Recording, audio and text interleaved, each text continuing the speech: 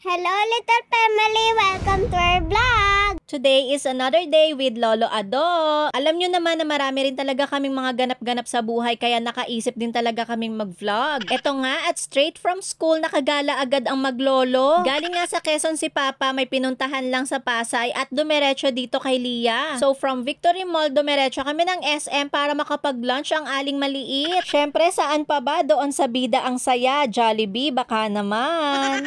After kumain, nakauto na naman nga itong si Lia sa lolo niya. Magbabawas pa nga lang ako ng mga laruan. Aba ito, dagdag na naman. Pag uwi sa bahay, nagbanding lang sila at naglaro ng konti at umuwi na rin ulit si Papa ng Quezon. At kung akala nyo nga, tapos na ang aming closet, wait, there's more.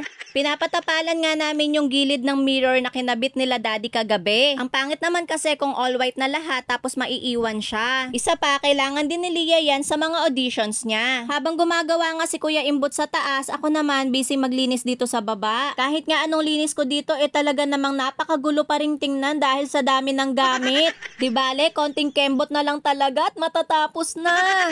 Maghapon ako naglinis dito habang si Lia naman natulog kay lola niya sa baba. Kinagabihan, pagdating ni daddy, nag-aya siyang bumili ng electric fan dahil bumigay na nga yung luma namin. Una nga kaming tumingin dito sa may hypermarket pero wala masyado kaya lumipat kami sa may Pure Gold. Eto ngang sharp yung nagugustuhan ni daddy dahil baka mas matibay na daw. Pero parang nalalakihan talaga ako kaya pinademo ko pa. Parang ganito rin kasi yung last na Hanabishi namin tapos bumigay yung pinakaulo niya. Kaya hindi na ako masyadong nakadepende sa brand. Ang gusto ko na lang medyo mas maliit na lang siya. Convinced na nga talaga si daddy dito. Buti na lang napansin ko na hindi nga siya masyadong naaangat. At dito nga kami nakabili sa loob mismo ng Pure Gold. Hindi ko nga na video yung pagdemo pero ito siya. Bukod sa mura nga lang siya para sa akin perfect lang yung size niya at mukha rin namang matibay. Nagustuhan ko rin yung meron siyang 1-year warranty at lifetime service dito mismo sa Pure Gold. Napaka-convenient kasi nun if ever. Pagkatapos nito, bumili lang kami ng lutong ulam bago umuwi dahil wala na rin talaga kaming pangkain sa labas. Charis!